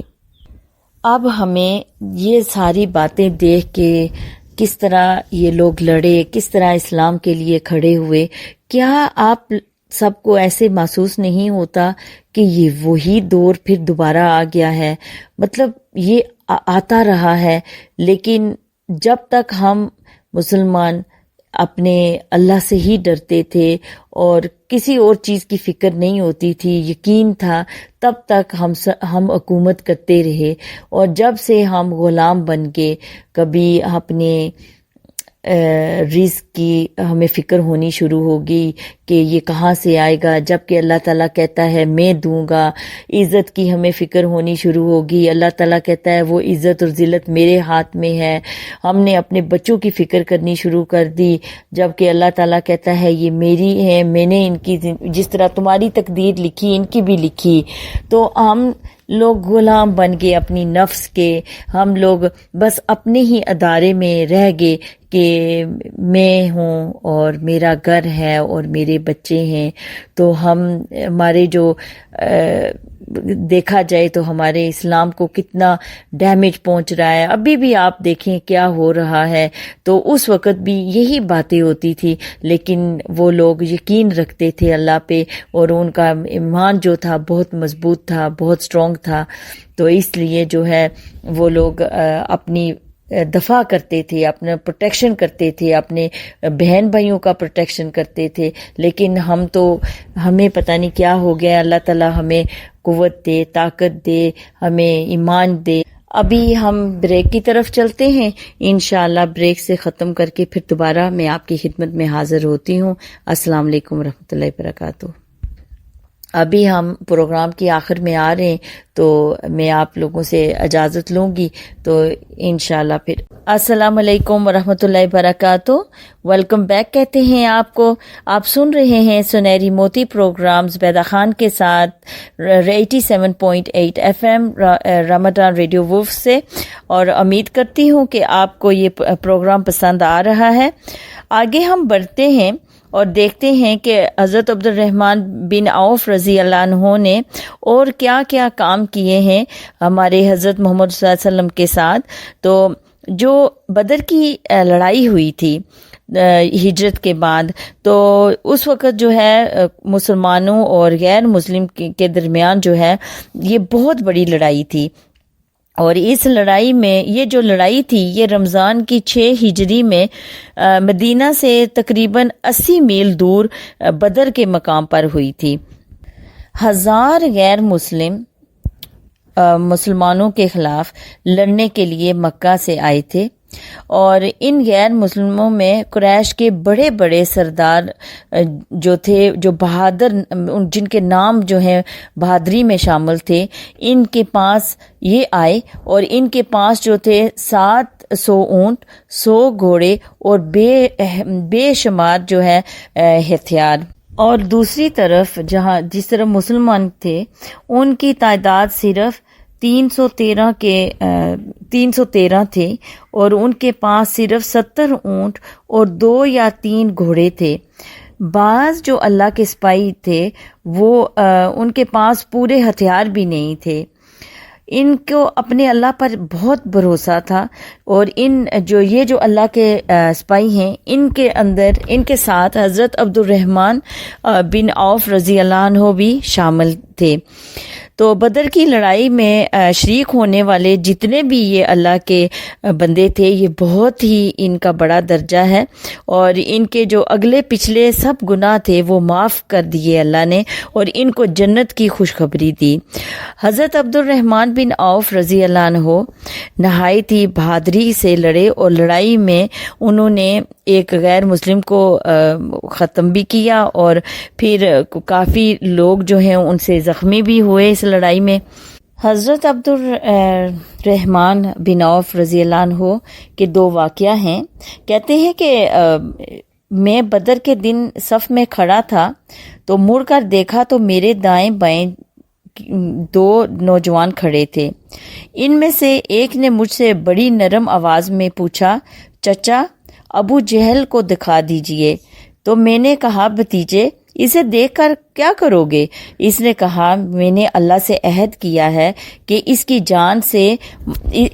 جان سے مار ڈالوں گا، یا اسی کوشش میں خود مارا جاؤں گا.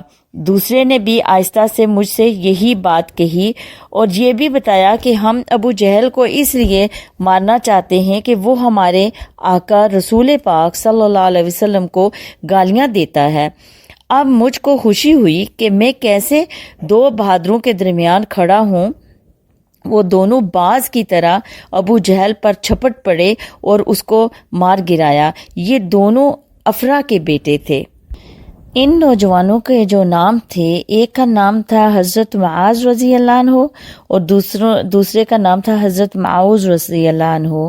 دونوں جو ہیں مدینہ کے رہنے والے تھے اور ان کی جو والدہ تھی ان کا نام تھا افرا, اور یہ والد کا نام جو ہے حارث بن رفاعت تھا, لیکن یہ جو دونوں بچے تھے یہ اپنی والدہ کے نام کی نسبت سے مشہور تھے. اب یہاں پہ بہت ہی ایک بات سوچنے والی ہے کہ نارملی کیا ہوتا ہے کہ باپ کے نام سے بچے مشہور ہوتے ہیں, یا گرینڈ پیرنٹس دادا کے نام سے, نانا کے نام سے, ماموں کے نام سے. یہاں یہ تو بچے جو ہیں اپنی والدہ کی نام سے مشہور تھے اور والدہ کی نام سے جانے جاتے تھے. تو یہاں سے یہ بھی پتہ چلتا ہے کہ جو والدہ ہے, ماں ہے, آج کل کی ماں ہے اسپیشلی, اس کے لیے یہ بہت بڑا میسیج ہے کہ ماں کے قدموں میں اللہ تعالیٰ نے جنت رکھی ہے, اور جنت ایسے ہی نہیں رکھ دی. جنت اپنے اندر رکھنے کے لیے ماں کو بھی جنت والے کام کرنے پڑتے ہیں. ایسے تو غیر مسلم بھی مائیں بنی ہیں, تو کیا ان کے قدموں میں بھی جنت رکھ دی ہے؟ جب تک وہ کام وہ اللہ کی مرضی کے مطابق نہیں کریں گی تب تک ان کو بھی وہ شرف نہیں حاصل ہو سکتا. تو اس لیے ہم یہی اپنی بیٹیوں کو اور ہمیں اپنے آپ کو بھی دیکھنا چاہیے کہ اللہ تعالیٰ نے اتنا بڑا ہمیں ایک عہدہ بخشا ہے, اور ہم اپنے آپ کو ڈیگریڈ کیوں کریں, ہم کیوں اس لیول سے نیچے آئیں. تو اللہ تعالیٰ نے ہمارے قدموں کے نیچے جنت رکھی ہوئی ہے.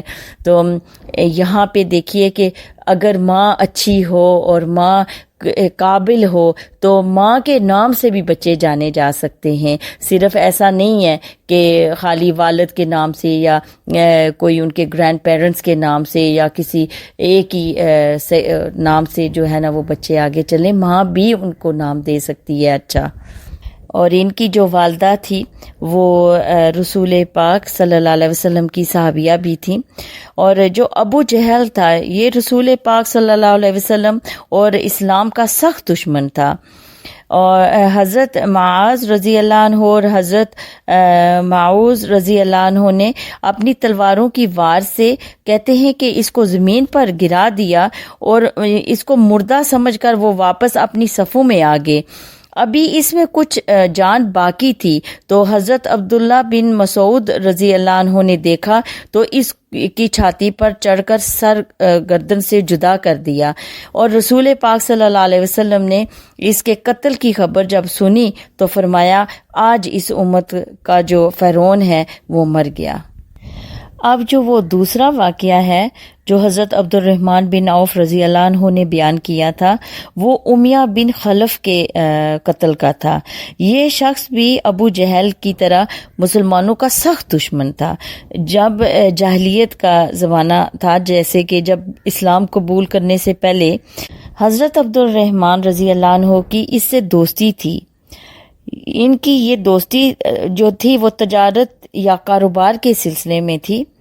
تو ہجرت کے وقت حضرت عبد الرحمن رضی اللہ عنہ کا اس سے معاہدہ ہوا تھا کہ اگر کبھی اسے مدینے آنا پڑا تو وہ ان کی حفاظت کریں گے, اور اگر کبھی ان کو مکہ جانا پڑا تو امیہ ان کی حفاظت کرے گا.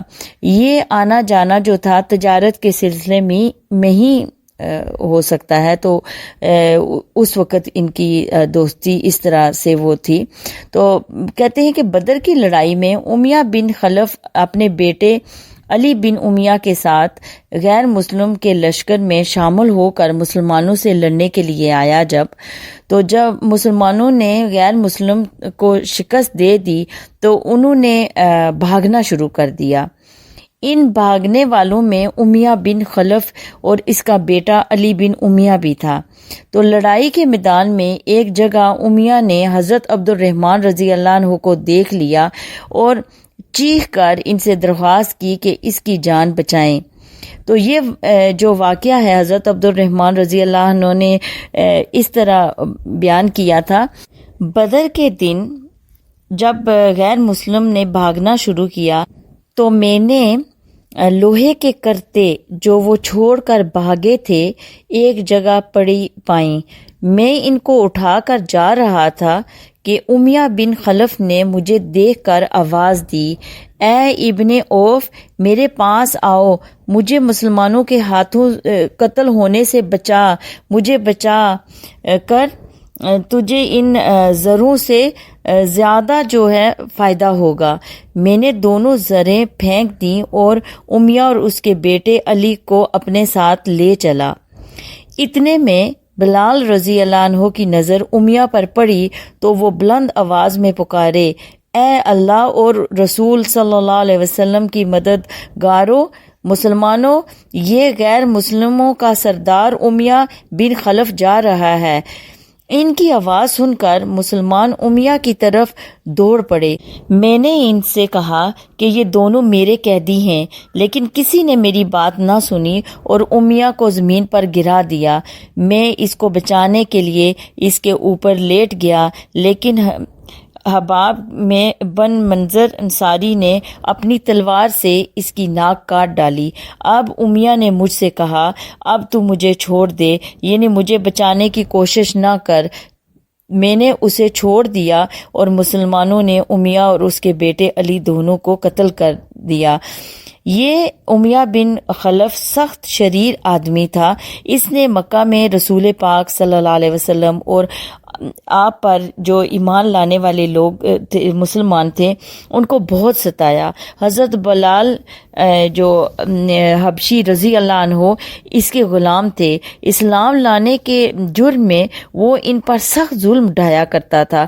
اس لیے بدر کی لڑائی کے بعد جب حضرت بلال رضی اللہ عنہ نے اس کو دیکھا تو وہ یہ برداشت نہ کر سکے کہ اللہ اور رسول صلی اللہ علیہ وسلم کا یہ دشمن اس طرح جان بچا کر بھاگ جائے۔ حضرت عبد الرحمن بن عوف رضی اللہ عنہ نے اپنے وعدے کے مطابق اس کو بچانے کی پوری کوشش کی، لیکن معاملہ کچھ اس قسم کا تھا کہ وہ بے بس ہو گئے اور یہ جو شریر امیہ بن خلف نے جو بویا تھا وہی اس نے پھر کاٹا۔ ابھی ہم چلتے ہیں ایک نشید کی طرف اور پھر واپس آ کے مزید ہم عبد الرحمن رضی اللہ عنہ کے بارے میں بات کرتے ہیں۔ باتیں تو ان کی اتنی زیادہ ہیں کہ میرا دل کرتا ہے کہ میں اور بہت زیادہ شیئر کروں، لیکن اب ہمارے پاس وقت بھی زیادہ نزدیک لگا ہوا ہے اور جتنی انفارمیشن میں شیئر کر سکتی ہوں ضرور کروں گی آپ لوگوں کے ساتھ۔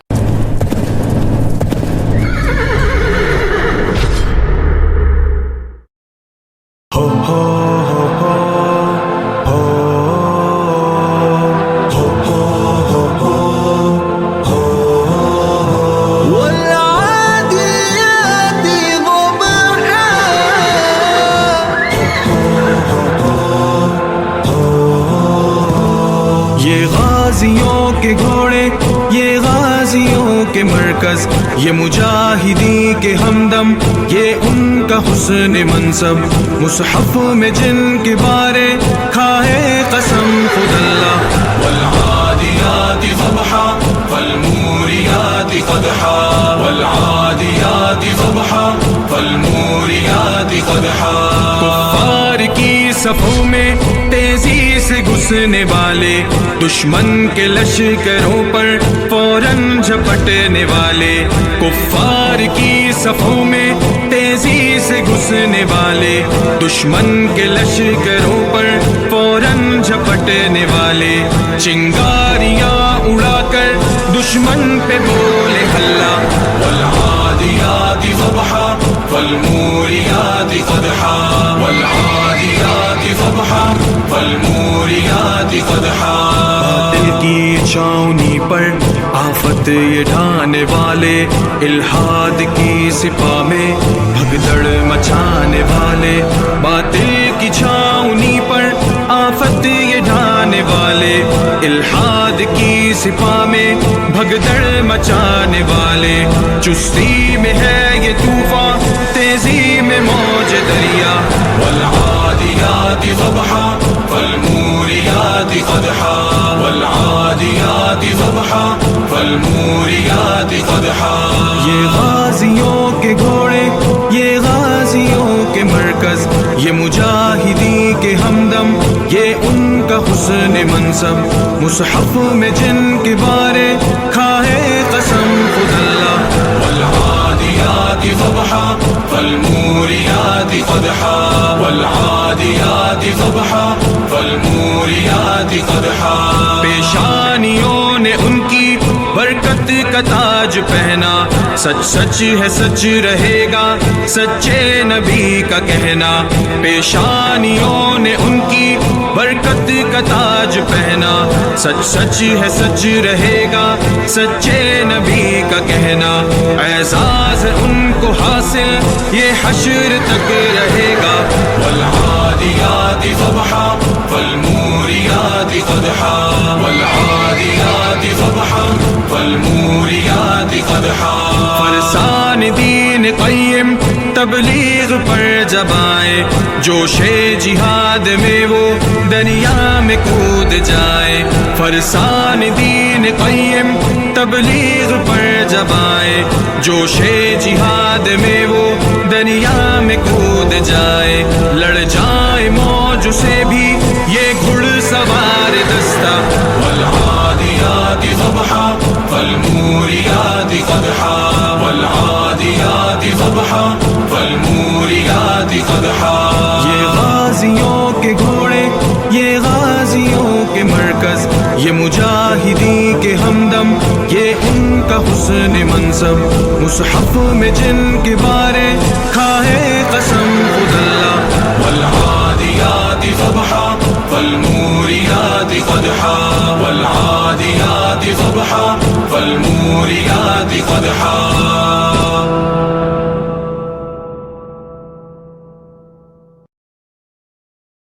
ویلکم بیک کہتے ہیں آپ کو سب کو. آپ سن رہے ہیں سنہری موتی پروگرام رمضان ریڈیو وو سے 87.8 FM سے، اور زبیدہ خان آپ کی ہوسٹ. امید کرتی ہوں کہ آپ کو اچھا لگ رہا ہوگا یہ پروگرام.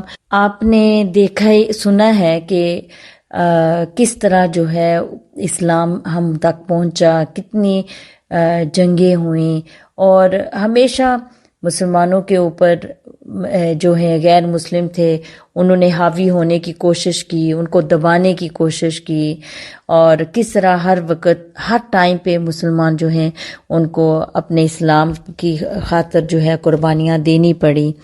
اور یہی ہمارا امتحان ہے اس دنیا میں. آج بھی اگر ہم دیکھیں تو کون سے امن میں ہے، کون سا ملک مسلمانوں کا ہے جو امن میں ہے، لیکن غازی جو ہیں وہ ہم مائیں میں کہتی ہوں کہ ہم نہیں دے سکی اس یہ جو زمانہ ہے اس میں، کیونکہ ہم لوگ اپنے بچوں کو بہت ہی چھوٹی سی عمر میں ہی ان کو ہر چھوٹی چھوٹی چیز سے ڈراتے ہیں. ان کو ہر چھوٹی سی بات پہ بچہ گر جاتا ہے تو بھاگ کے جاتے ہیں اس کو اٹھانے کے لیے کہ ہائے میرے بچے کو کہیں لگ نہیں گئی. تو یہ لوگ تو دیکھیں کیسے انہوں نے یہ جوان ہوئے، کس طرح ان لوگوں نے مشکلیں دیکھی اور ہم تک اسلام پہنچا. اس کے علاوہ ان کے اندر کیسی کیسی اچھی اچھی عادتیں تھیں، جیسے کہ ہم نے پہلے بھی بات کی کہ حضرت عبد الرحمن رضی اللہ عنہ بچپن ہی سے بہت نیک اور برائیوں سے بچنے والے تھے. اس وقت تو تھا بھی جاہلیت کا زمانہ، اور جاہلیت کے ہم لوگ سوچتے ہیں کہ ہم لوگ ایسے لوگوں کے ساتھ بیٹھتے ہیں جو پڑھے لکھے ہیں اور اسلام سے دور ہیں اور اسلام کی بات نہیں کرتے، وہ دنیاوی بات کرتے ہیں، اور ان کا پہناوا جو ہوتا ہے وہ کم سے کم ہوتا ہے، اور ہم سوچتے ہیں کہ یہ ماڈرن ہیں لوگ، لیکن یہ جاہلیت کے زمانے کے لوگ ہیں، یہ جاہل ہیں، یہ بیک ورڈز ہیں. ایک میں کسی سے بات کر رہی تھی کہ کچھ گھر میں کسی بچی کے بارے میں کہ وہ بہت غصے والی ہے اور وہ مانتی نہیں ہے، کوئی ایسی بات کر رہے تھے تو میں نے ان کو کہا، کسی تیسرا بندہ اور بیٹھا تھا اور ہم سے عمر میں بھی بہت چھوٹا تھا، وہ بولا، اس نے کہا کہ یہ جو بچی ہے یہ جاہل ہے، یہ بیک ورڈز ہے، اس نے اپنے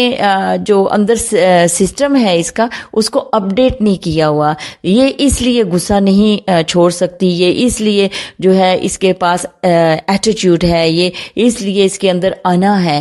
اگر یہ صحیح پڑھتی، اگر اس کا سافٹ ویئر اپڈیٹ ہوتا تو وہ ایسی نہیں ہوتی. تو مجھے بہت اچھی لگی اس کی بات، حالانکہ وہ ہم سے عمر میں بہت چھوٹا تھا، آدھی عمر کہہ سکتے ہیں آپ. تو یہ ہمارے سمجھنے کی بات ہوتی ہے کہ ہم کس طرح ان چیزوں کو سمجھتے ہیں.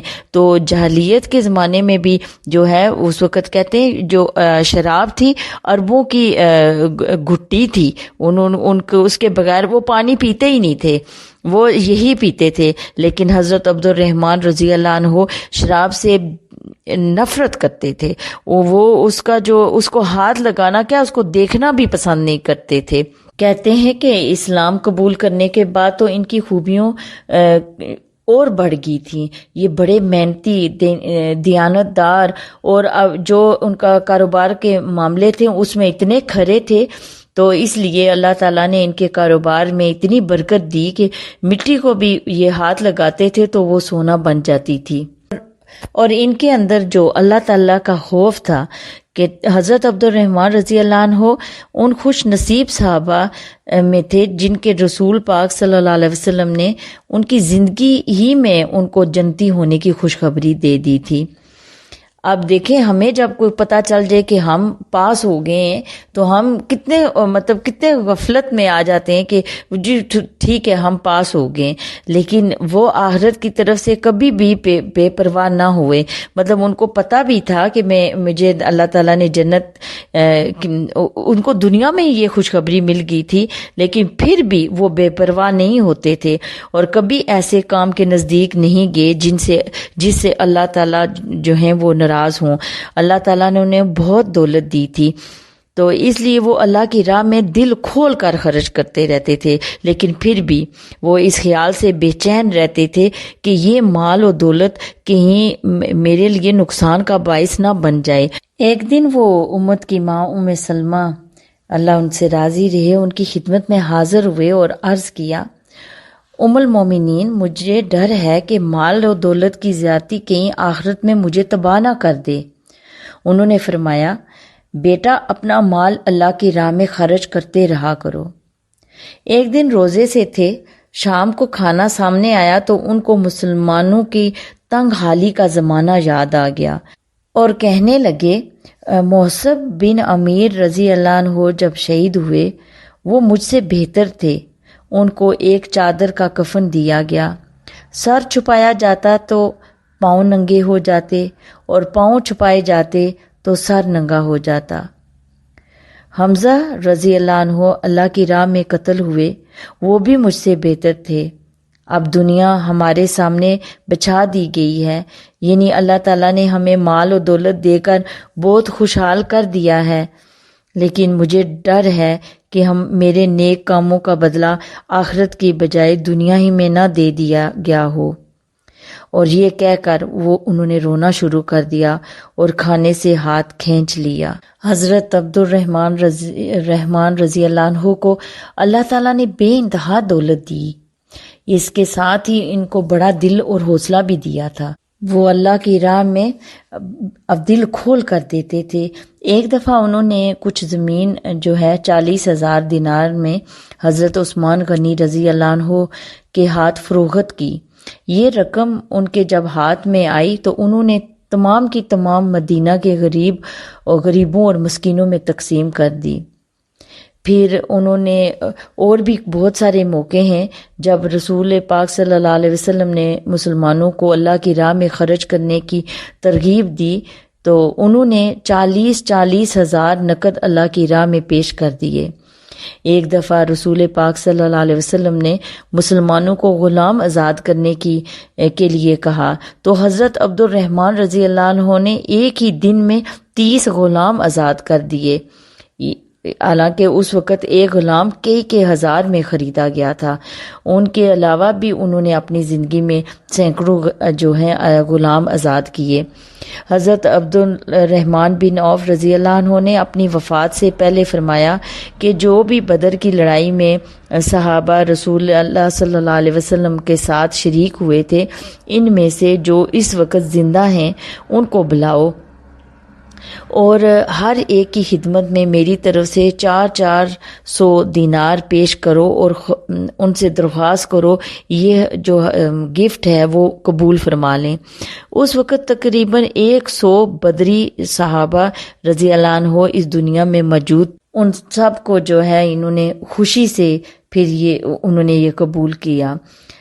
اس کے بعد حضرت عبد الرحمن بن عوف رضی اللہ عنہ نے فرمایا کہ اب 50,000 دینار اور 1,000 گھوڑے اللہ کی راہ میں تقسیم کر دیے جائیں۔ وہ بھی اسی وقت جو ہے وہ تقسیم کر دیے گئے۔ حضرت عبد الرحمن بن عوف رضی اللہ عنہ بہت ہی پرہیزگار اور نیکوکار بزرگ تھے، لوگوں سے بڑی خوش اخلاقی سے پیش آتے، ہمیشہ سچ بولتے، اللہ کی راہ میں دل کھول کر خرچ کرتے رہتے، اپنے خاندان کے غریبوں اور حاجت مندوں کی مدد کرتے، دوسرے مسکینوں، یتیموں اور بیواؤں کی ضرورتیں بھی پوری کرتے رہتے، وعدہ ہر صورت میں پورا کرتے۔ بدر کی لڑائی میں امیہ بن خلف جیسے شریر جو یہ غیر مسلم تھا، اللہ کو نہ ماننے والا، صرف اس لیے بچانے کی کوشش کی کہ اس سے 2-3 سال پہلے انہوں نے وعدہ کر چکے تھے کہ وہ مدینہ آئے گا تو اس کی حفاظت کریں گے۔ اپنی تجارت میں کبھی کسی کو دھوکہ یا فریب سے کام نہیں لیتے، اپنے گھر والوں سے بہت اچھا برتاؤ کرتے۔ فوت ہوتے وقت ان کے لیے بہت زیادہ مال اسباب چھوڑا، اللہ کی راہ میں دیا، دل کھول کر خرچ کرنے کے باوجود یہ مال جو ہے پھر بھی بچ گیا۔ تو ہمیں اب ہمارا وقت بھی آ رہا ہے کہ ہم ختم کریں یہاں پہ، لیکن کتنا مطلب ان کی زندگی کے بارے میں سن کے کیسا محسوس ہوتا ہے۔ میں ضرور چاہوں گی کہ آپ لوگ کامنٹس دیں، ان کے بارے میں بتائیں کہ آپ کو کیسے لگا۔ ابھی وقت آ گیا ہے کہ میں آپ سے اجازت لوں، انشاءاللہ اگلے ہفتے بات ہوگی۔ السلام علیکم ورحمۃ اللہ وبرکاتہ۔